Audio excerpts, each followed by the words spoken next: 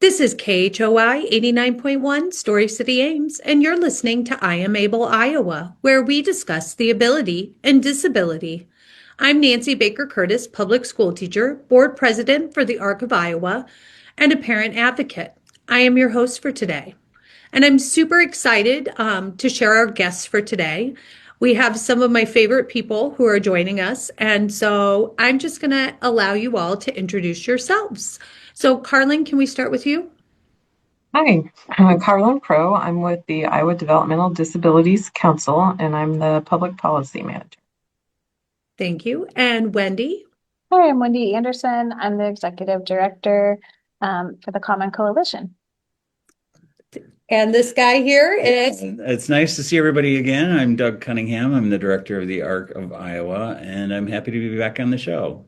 Yes, Doug used to host with us here on the show, and actually, he gifted the program, or I stole it, however you want to look at it.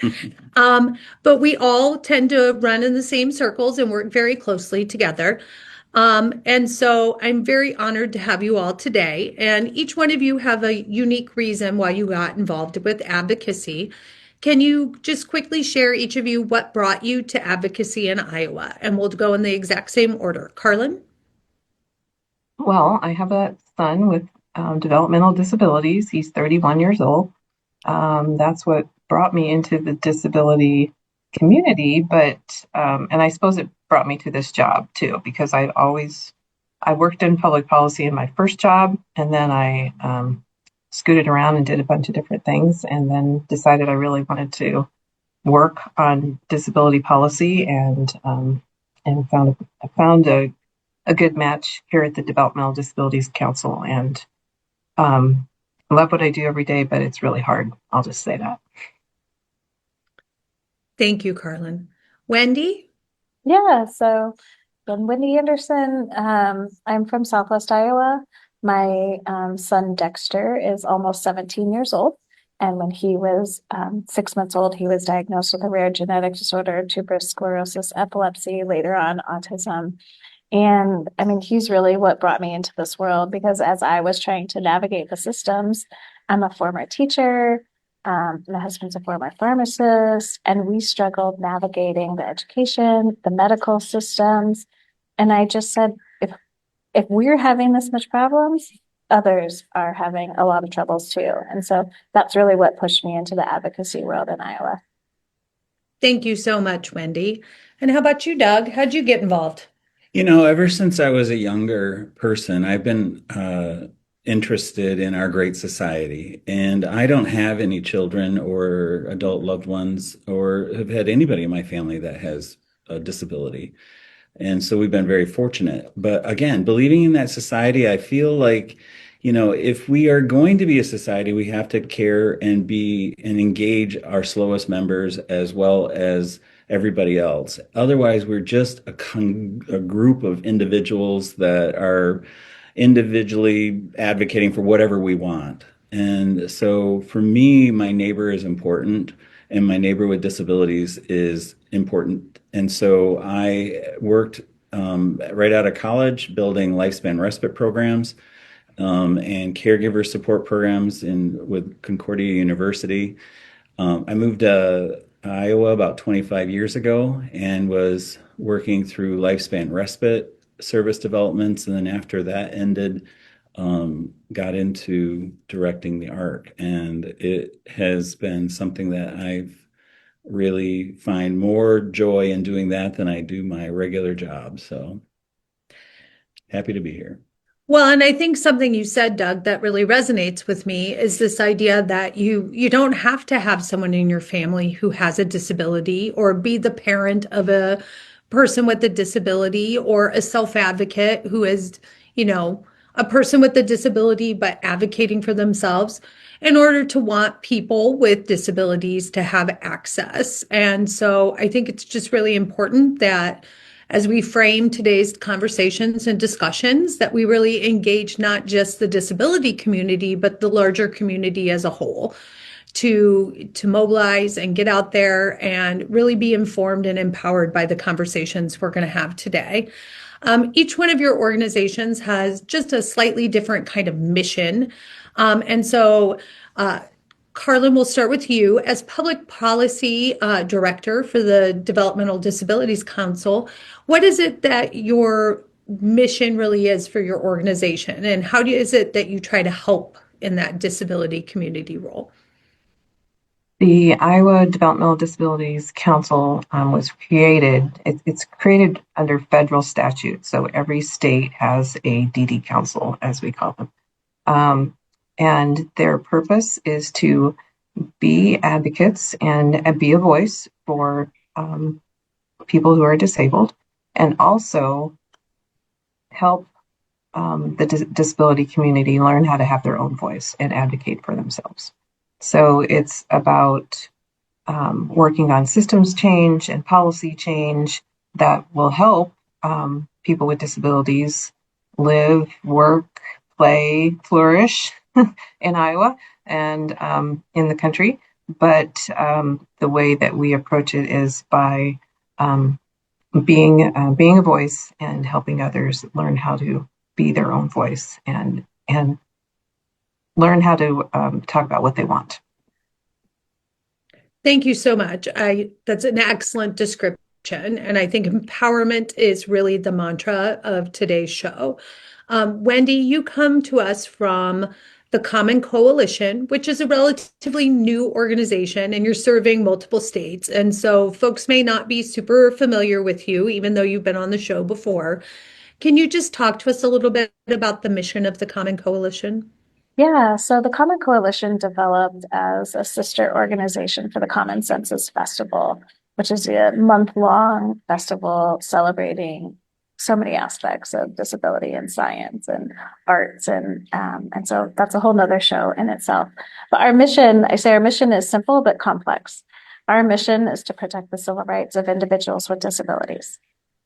And so, kind of our home base is between Nebraska and Iowa. It was formed in Nebraska, and then I live in Iowa. And, what we've really found is that both states are doing very similar things, just a couple of weeks apart. So, anything we can do federally or state-wise to help protect the civil rights of our individuals with disabilities that we love, we are all over it.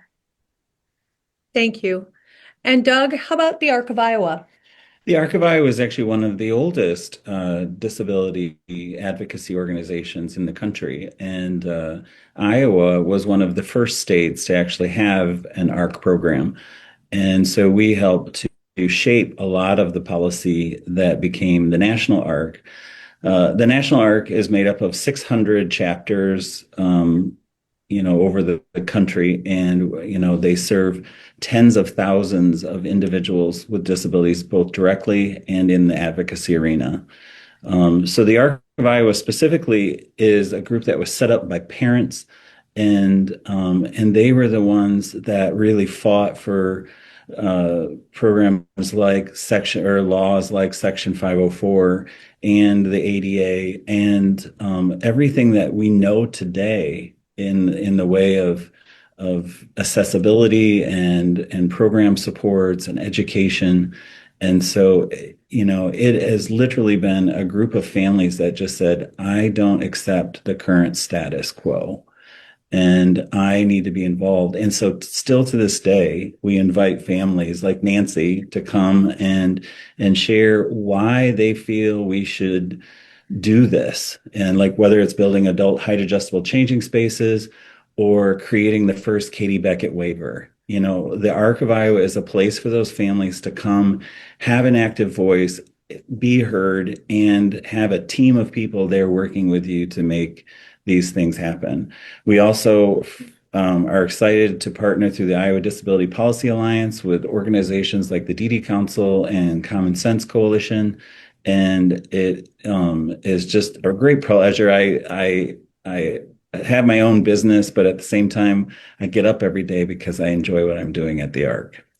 And I would argue that it never mattered more than it does right now, and that we really need common verbiage common language, common supports, cross-pollination of ideas in order to really evoke change. And so that's kind of where I want to start us off with today's show, is talking about some really positive changes that when we work together, we can really effectuate change. And one of those things that folks may or may not be familiar with is the Texas v. Kennedy case that we had a show about maybe almost a year ago, I think, this time. And it really highlighted what was going on with the movement to overturn Section 504. And so, Wendy, I know that the Common Coalition has been just pivotal in this in both Nebraska and in Iowa. And so I just want to kind of take our listeners back, give them a quick brief explanation of what is Texas v. Kennedy. And then also, can you talk about why it was so concerning and how Section 504 is so important to people with disabilities? I know that's a big question, but I think you know where I'm coming from. Yeah, absolutely. When we sat down as a board and we were like, what is it that we can focus on? I mean, right now we all know there's so many attacks in the disability world, but we're like, if Section 504 goes away, that's everything. And so that was our very first large focus, was this Texas versus Kennedy lawsuit. So it's a court case filed in Texas in September of 2024. There was a group of 17 states, as of Iowa and Nebraska were both involved.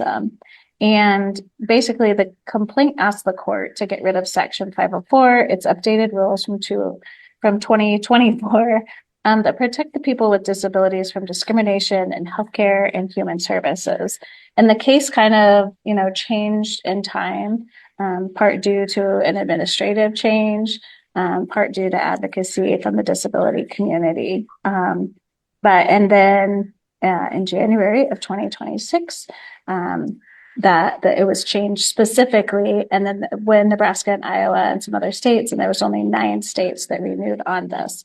But it was really, in its essence, that court case could have made Section 504 unconstitutional with that. And so, 504, Section 504 of the Rehabilitation Act is really probably the most vital civil rights protection in our country. It helps to ensure that public programs, services, schools, hospitals, transportation, government agencies are accessible to everyone. And you hear us say a lot, but like the disability community is a community that anyone can join at any time. So this protects, individuals with chronic health conditions returning to work or school after some medical treatment, older adults who want to physically access the polling places. Basically, it protects our right to participate in life. Which is why I think it was so concerning for so many people with disabilities and disability organizations. And so I really think it's important that we highlight how significant it was when our disability community came together, and we saw lots of folks reach out to Attorney General Byrd regarding Iowa's participation. We had guests on the show talk about the impact that would potentially have for their loved ones with disabilities, from workplace accommodations to healthcare accommodations to access to education and their local public school. And so I just really would like to take a minute to not only thank every single person who reached out and wrote Attorney General Byrd at requesting that she remove Iowa from the case. And I would argue the same for anyone in Nebraska who reached out to your Attorney General. Thank you for reaching out. And I would like to thank them both for listening to their constituents and for recognizing how important it is to protect the civil liberties of people with disabilities. Because as you said, Wendy, any one of us can drop into this subgroup at any time, and as we all age, we're all aging into disability. And so these protections are just so important. All of us sitting here are too young to remember because we weren't around. But, if you had a baby in the 1950s and 60s and they had intellectual or developmental disabilities, your doctor would literally tell you to go home, smoke a cigarette. We're going to place your child in an institution. Go ahead and worry about the rest of your children and have a good life. That was what doctors would tell parents. And it was those parents that said, no, I'm going to take my loved one home and care for them myself because they're my child. God gave me this child. They're my child. I'm going to keep them. But once they got them home, there was nothing available for them. They were not allowed to go to school. It was illegal. They were not allowed, they did not have curb cuts. They did not have disability parking. They did not have bathrooms with height adjustable changing spaces. And throughout time, those things have been improved because parents just like you stood up and said no. In fact, when you hear Section 504, and even me, involved in being the director of the Arc of Iowa, I was like, I had to look it up because I was like, what is Section 504? But the truth of it is, it was the longest sit-in that the U.S. government had to pass Section 504. It was parents and from the generation before us that said, enough's enough. We want our children and our loved ones to have the same right or some rights. And it wasn't the same rights, some rights. And Section 504 gave people those rights. However, there are some states that are still involved in this lawsuit, right? And so there's some implications to this. And so we need to really, encourage people who may be tuning in to us on the internet to take their own action. And so what are some of the implications that still exist out there? And I'll take it from Wendy or Carlyn or whoever may know, right? Because there's still states that have renewed this effort to continue to claim that Section 504 is unconstitutional. So can you give us a little bit of an update? I'll let Wendy kind of chime in here, but I just wanted to say too, piggybacking on what Doug said, that it really was a grassroots effort to get our Attorney General to turn around and drop this lawsuit. Not only grassroots, it was an educational effort, because when she was initially contacted about this lawsuit, she said, oh no, it doesn't do what you all are saying it's going to do. And we were like, whoa. And it was not our organization or Wendy's organization at that time that was pushing it. It was parents and it was people with disabilities who were like, hey, we know what Section 504 is, especially because of the protections that it provides in education. So that's how most people are familiar with it. But even some national organizations were saying, this is not advocacy like we usually do it and know it. This is a judicial case, and advocating the judiciary is much different than advocating the legislature or the executive branch or Congress. And you don't really advocate and lobby there. They just do their own thing, and you do your own thing, and they're just going to move on. Well, people said, no, stop that. We're going to go sit in Brenna Bird's office, who's the Attorney General of Iowa, just like they did for the Rehab Act back in 1970, or late mid-1970s. 73. And I think it took a while for it to be enacted, and that's what Doug is talking about. So that's what we should all really be proud of, that it did really matter, that people raised their voice. There were so many things that were done in the advocacy format, such as people delivered letters in person to the Attorney General, sat in at her office, invited her to meetings, and we just kept hearing back that no, this is not what the lawsuit does, even though it states right in the lawsuit that all of us can read. You don't have to be a lawyer to say it would make Section 504 unconstitutional. So advocacy works, and we learned from this that this was something different to advocate the judiciary side of things, and it works there too. So now we know, so we can go forth and do more of that. And Wendy, you can chime in on the updates in other states, and not as many other states have been as active as we have, and so we know that that's why it worked here in Nebraska. Yeah, absolutely. I would agree to that. So, they're now calling it Texas versus Kennedy 2026.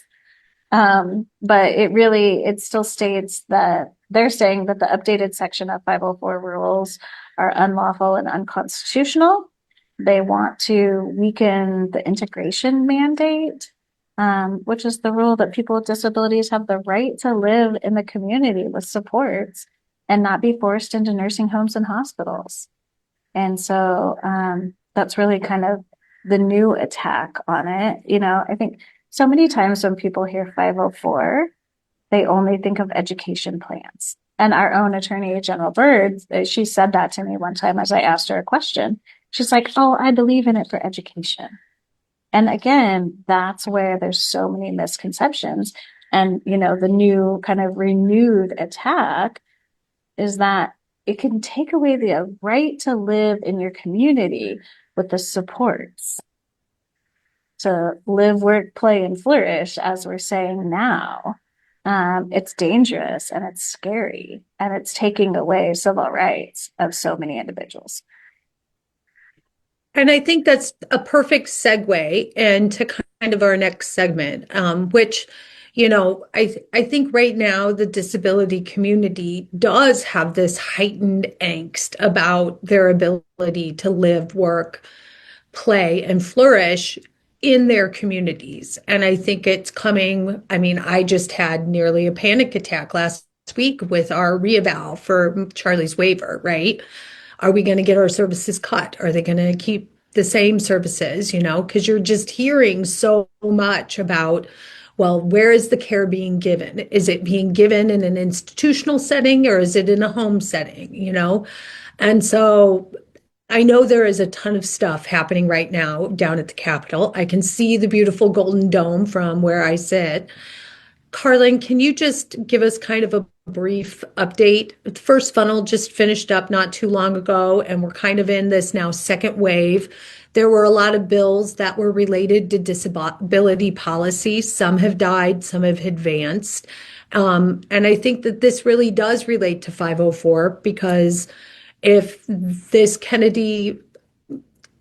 Texas v. Kennedy case goes away or continues, right, it kind of underscores a precedent for what some of the implications could be for that federal law trickling down and having impact on state.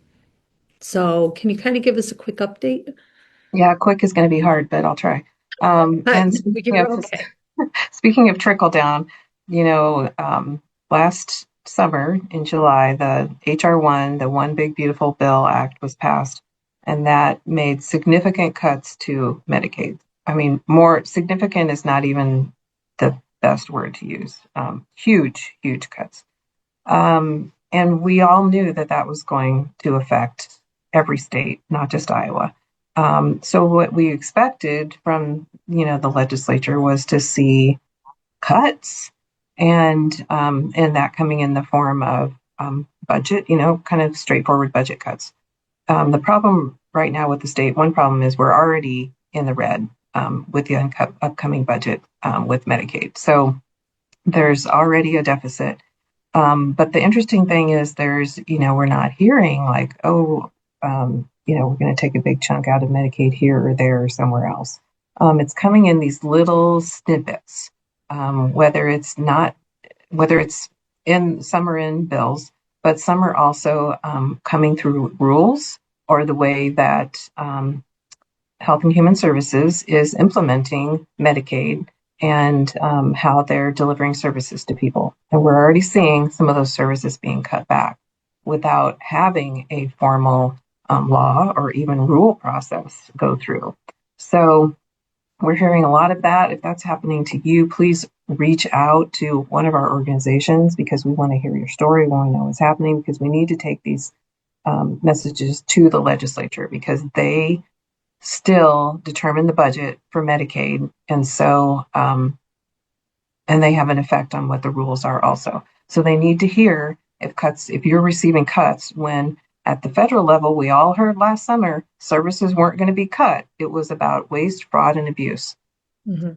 And what they're including in bills now in Iowa is ways to, snip here and there what they think is waste, fraud, and abuse. So I'll just mention that there's several bills that address Medicaid or the medical assistance program that have been put together as big, like, omnibus bills. They include not just what's going on with medical assistance, but also SNAP, WIC, whether hospitals can get a certificate of need, a tobacco tax, how food under SNAP is classified and whether it can be purchased with SNAP or not. And that's the Supplemental Nutrition Assistance Program, I should mention, where people get assistance for food, purchasing food. So these big bills now have us all kind of flustered because most of them have a lot of, to be frank, a lot of bad stuff in them, but they might have one good thing in it. So it's hard to say, well, this is a bad bill when it could really, do good for one particular population. And that's made this session very, very difficult. And we're trying to work with other organizations like the ones on this call, but other organizations that work on SNAP or food assistance or housing assistance to make sure we all understand what's going on and we're all kind of in agreement about how these bills should or could move forward. There's one in particular, House File 2716, which is called the they originally called it public welfare reform, which is kind of a backwards terminology that we don't like to use anymore. So now they're calling it public assistance reform.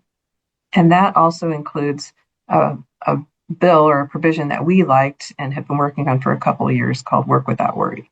And it just does a little bit on Work Without Worry that is okay, it's good, but it's not going to affect that many people.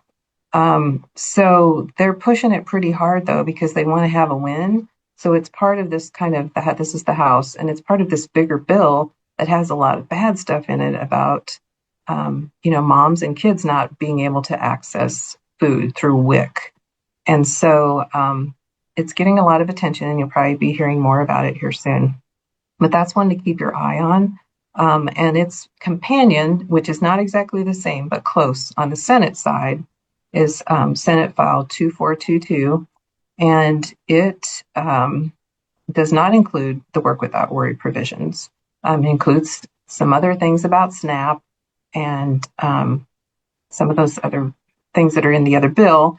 But it also includes something that's very concerning to us, and that is that it codifies what we call managed care in Iowa, which means that Medicaid, the Medicaid program, must use managed care to support Medicaid members from here forward, unless there's a fee-for-service program that's already in place. So if you, for example, are on the HIP program, as many people are, not many, it's a smaller number, but it is very important for some of us who are parents who have private insurance, but then our kids are covered also under Medicaid, and they're usually on HIP, and that's fee for service. And that program is not going away under this bill, but it means that they can't add anything new after January 1st. So if they find out that there's an easier way, like HIP is a way around managed care that actually saves the state money. If they find out another way to save the state money by using a program that doesn't involve managed care, they can't do it because they just put it in code that everything moving forward has to be in managed care. So this is a really important bill because it just sets it sets the state at it caps everything that they can do moving forward. And there's actually a subcommittee coming up on it next week. So watch your emails if you follow any of our organizations, so you can figure out how to get there. I'll also say there's a lot of education bills that have to do with special education. There's some about discipline in the classroom, how students can be removed for certain discipline problems. There's video cameras being proposed in special ed classrooms only. There's a pilot program that's been suggested to establish a school, or what they're calling an attendance center, in a rural district and a urban district that are just for kids in special education, or those with behavioral needs, it's called. And they're to put these programs in place, they're taking money out of the AEAs. And that's just a handful of bills that are still alive that made it through the funnel. So some of these might not make it much farther because they've got to pass the House and they've got to move on. One good bill that did pass just yesterday, we've been working on it for a few years now, sets up a grant program for students who are coming out of high school. They might want to go to an institution of higher learning that has a comprehensive transition program. And now there's going to be a grant program that they can pull from to get help paying for those programs, because right now there's not much available to help kids with disabilities who may be able to go into these special programs that are on college campuses. It's going to affect, some people, not that many, but it's taken us years to get it this far. So it kind of speaks to how slowly things move when these aren't priorities for people, but you see how other things can move very quickly. If it's a legislative priority, some other things can get through. But that was a win, and it's gone through the House. It's got to go through the Senate now. That's the first one that we've really been watching that has made it. It has passed a chamber, and so that's been good. There's a couple other little ones I'll mention that are important for the disability community. One is that allows you to get a driver's license or ID that has a marking on it that might indicate that you have an invisible disability. There's something similar for people who have autism and may want that on their ID. So now it can be for anybody with a disability. There's an accessible prescription bill that will help people who are blind be able to listen to what their prescription instructions are, so they can take medications safely. And what else? And then back to the Work Without Worry bill, which some of you probably heard of before. There is a Senate bill that is a standalone bill that's only the Work Without Worry. It's not included in one of those big omnibus bills. And it made it through the funnel, and it's now being considered by the Senate. And the big concern is spending money. And that's just the big concern overall with everything. It's all about money. And this legislative body does not want to spend more money than we have, which is a good idea. And there's not enough money to spend on everything that they already are committed to. So they're having to find unique ways to fund new programs. And that means cutting other programs. And so that's why we're seeing these little cuts come. They're not little, they're big, but they're coming in short snippet and smaller ways that we're seeing it. But the way that they're making cuts is not very straightforward or transparent, and that's what's causing us a lot of concern. And these are the things that are hard to watch through because we can't see, because as transparent as it should be. Carlyn, thank you so much for that update. I think that's really important. And to our listeners, if you're just tuning in, you're listening to I Am Able Iowa, and we have some great guests on the show today. We have Carlyn Crowe, the Public Policy Manager for the Developmental Disabilities Council, Wendy Andersen, who is coming to us from the Common Coalition, and sitting next to me is Doug Cunningham, the Executive Director for the ARC of Iowa. Wendy, so getting people mobilized, that's kind of like your wheelhouse. And so given all the stuff that Carlyn just shared with us about these good and bad things that have survived the first funnel, what's our next step? What do we do? Yeah, and that's exactly it. It's mobilizing, right? And that's what we saw with the Texas versus Kennedy, getting them to come out. I don't know that I can say how important it is that self-advocates, advocates, and families, providers, everyone get out there and share your stories. And share your stories to the legislators, emailing them, calling them, going to the Capitol, A couple of weeks ago, we had a Protect Medicaid Day. And we had several people who this is the first time they had gone to the Capitol. They had no idea what to do. It's like, come on, we're going to show you exactly what to do. And then when they got done, they were like, this is it. I'm like, yeah, that's it. Like, that's all you have to do. And they're like, well, I can come do this again. And I'm like, yeah, please do. You live in Des Moines. Come as many days as you can, right? And do this. But it is reaching out, and it's scary the first time and maybe even the second time. And there's still some that I reach out to talk to that I'm a little scared of them myself. But you have to do it. With some of the bills that are coming up next week, I've been texting some of the people around I know in Southwest Iowa. I'm like, I can get 7 people in my vehicle. Can you come with me on Tuesday morning? We're going to go testify. And that word testify itself is scary. But it is getting yourself, everyone around you to speak out. And I think that's what's happening more and more. And that's what's so exciting. And then on April 1st, we have the Disability Advocacy Day coming up. Bring your family, bring your children. I bring my 2 girls and they have their sheet and we call out legislators and they love to talk to my kids, but they still have, they make a statement and they make an ask with it. And so, yeah, we just got to keep being loud. And I think you're so right. And it is a wonderful thing to teach your children how to practice their civic duty and to put it into real life. I think you're spot on when you say talking to legislators can feel scary. But I think that's because you're as people, we're putting them on in a different realm.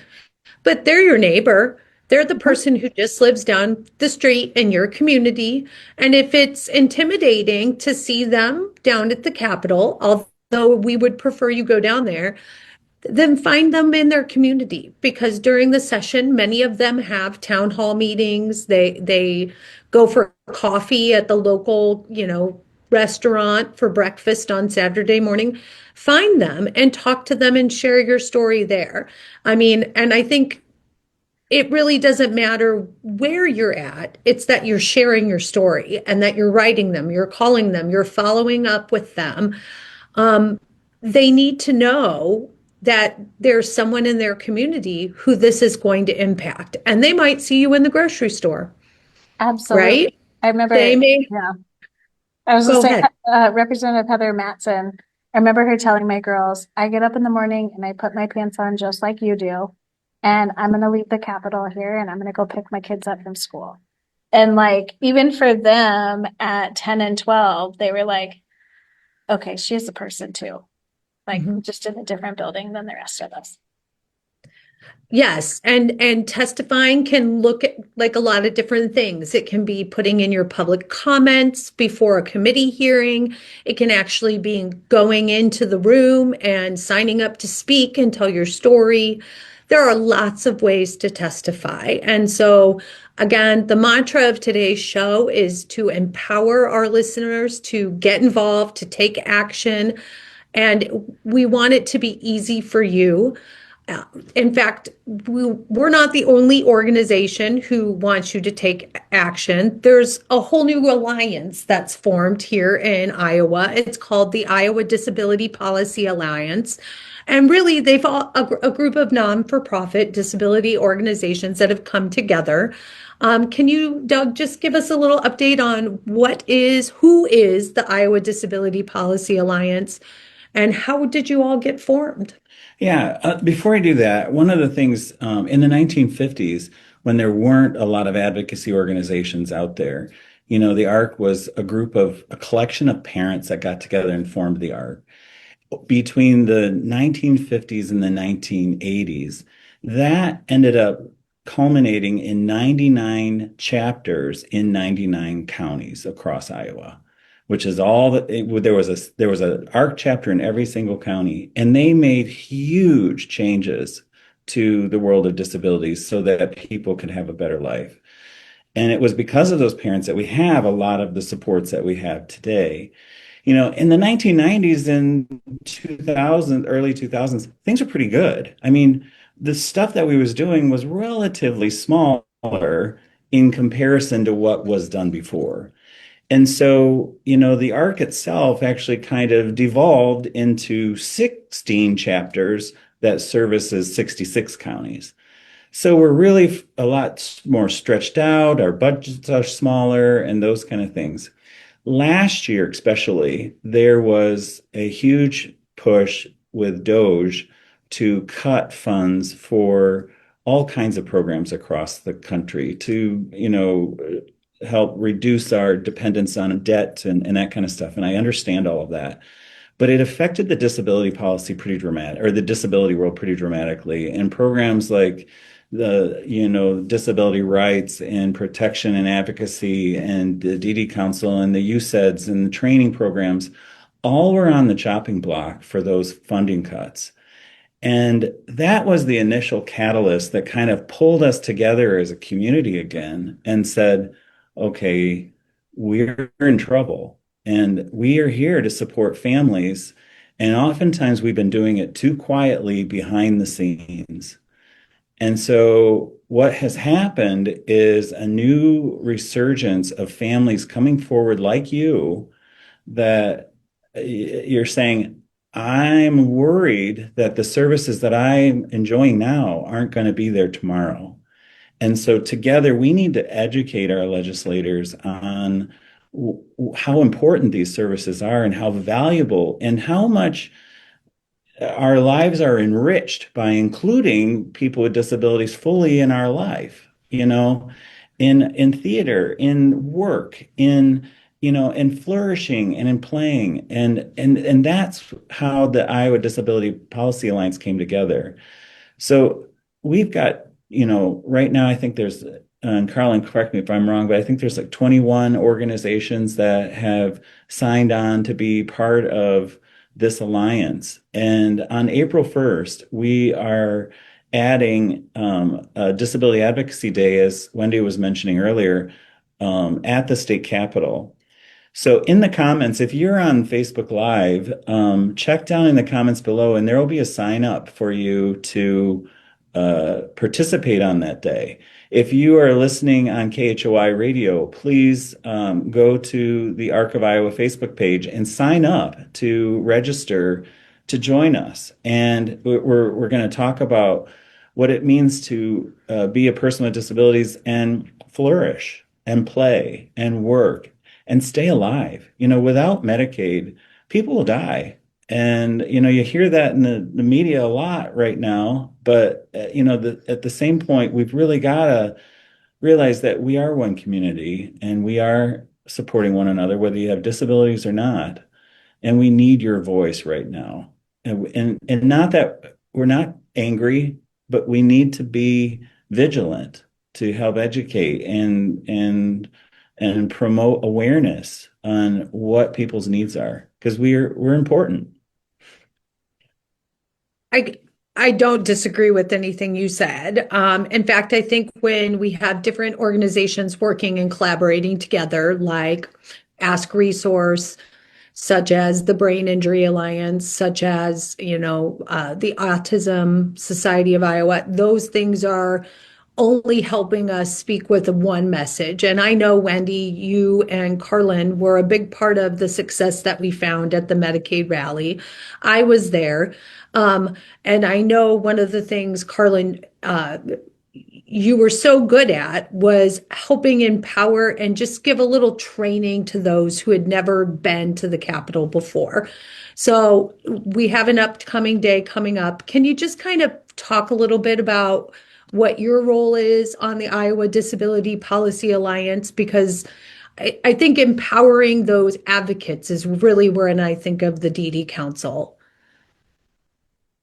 Well, I think that, yes, we do advocacy training through the DD Council, as you said, and what we try and do is make it easy for people to communicate with their legislator when they go to the Capitol, and also just know that going to the Capitol is shouldn't be as intimidating as some people make it out to be. So this year on every Friday at 12:30, we've been doing a mini training for 30 minutes. You can hop on and we talk about everything from which door do you go to get into the Capitol to how do you put your message together? And putting your message together can be a lot easier than you think because they need to be short, which also can be hard because some of our stories can be long. But, basically you want to tell your legislator who you are, why you're talking to them. Are you their constituent, or is it because they're the head of a committee that you are interested in the legislation that's coming through that committee? Or if you're there for a specific bill, they want to know what the bill number is because they want to be able to go look it up. So doing your homework ahead of time is really important, like going to look up who your legislators are, and you can do that easily on the legislative website. And looking up some of these bills is easy too. Our bill tracker, which I was going to mention earlier, right now we have 70 bills in there that we think are kind of disability related. Some of them are kind of a stretch, I think, for being disability related, but really any bill could be disability related because people with disabilities are 20% of the population. So everything is going to affect people with disabilities. But anyway, you can look at our bill tracker and it gives you the bill number, the summary, like a list of things that the bill does, where it is, what our position is on it. We don't always take a position. Sometimes we just watch bills. And so it will say that also. And it's on our website, iowaddcouncil.org, and you look under bill tracker. Super easy. So you can look up bills, but also we put out a bill of the week that is kind of the hot bills that we want people to know more about. And with that, we also add, how it affects people with disabilities. And the bill of the week is really for legislators so that the legislators can understand how a particular bill they have put together affects people with disabilities. So anyway, knowing a little bit about legislators, about bills before you go, and then you all know your stories and what you want people to know about your life experience and what's going on and what needs to be changed. So if you're having problem with your Medicaid services being cut back, or your child is not getting the services that they need in school, rather than going, well, you should all find support where you need it. And I see a lot of people that find support on Facebook, and they'll go on and put a message in and get feedback from your peers and people that you trust. And it's important. But at the same time, it's important to sometimes send that same message to your legislator and say, hey, my kid's hours for SEL just got cut. What do I do? And, that's the perfect opportunity to email your legislator. It's so easy, and they need to hear those stories. So that particular story could be the one that you also bring to the Capitol. So you're talking about your own story, and then you're talking also about why it's important to them. And a lot of times with these Medicaid cuts, some of the cuts that they're making are going to make it more expensive for care in a different area. They're making proposals that are going to cut people off of Medicaid. Well, if you don't have Medicaid as your health insurance, you probably can't afford or get another private. You're not working or can't get a private plan because it's not affordable if you are working. So that means you're going to go without health care. So that means you're going to potentially get sick or have to go to the ER, which costs a lot when you get sick. So, putting it in a bigger picture as to, this is affecting me, but this is affecting other people in Iowa, and it's going to cost our state to not keep up with these programs that are already in place. And then going there with an ask, too, is important. So you always want to say at the end, will you support this bill? Will you look into why this is happening to me and my kid? Because I don't understand. Back in last summer, we were told that these Medicaid cuts at the federal level were not going to affect our services. And now they're affecting our services. So why is that happening? I want to know because we need to know what we can do about it.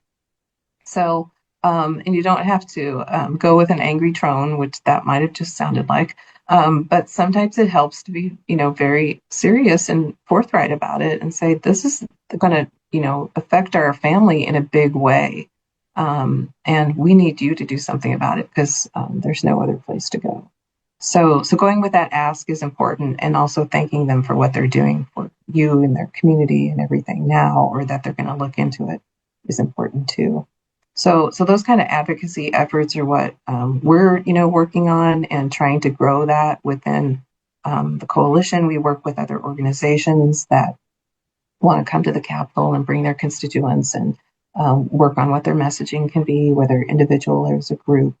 And I think all of us working together is just what legislators want is a kind of a unified voice from the disability community, so that they're not hearing one thing from one organization, another thing for another one.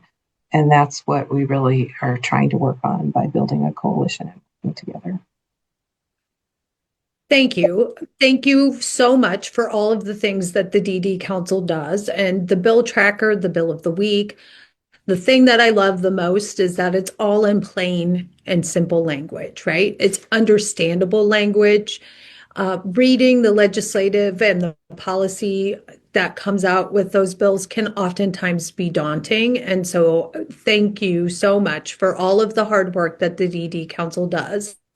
Wendy, your role in the Disability Policy Alliance is a little bit different. Can you talk to us a little bit about that? Yeah, so I'm a member. We signed on to be a member of it, so I'm part of the group. The Common Coalition is a 50C4 organization.